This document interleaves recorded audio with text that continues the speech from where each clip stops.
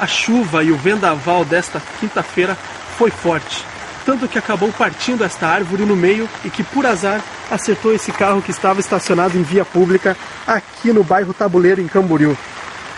Com a lataria amassada e o vidro quebrado, o dono do carro diz que vai tentar arrumar, já que o seguro está atrasado. Em Bombinhas, por volta das 8 horas da manhã, uma casa também foi acertada por uma árvore, por conta do vendaval. É o Diarinho acompanhando o estrago que São Pedro está fazendo nas CITES da região.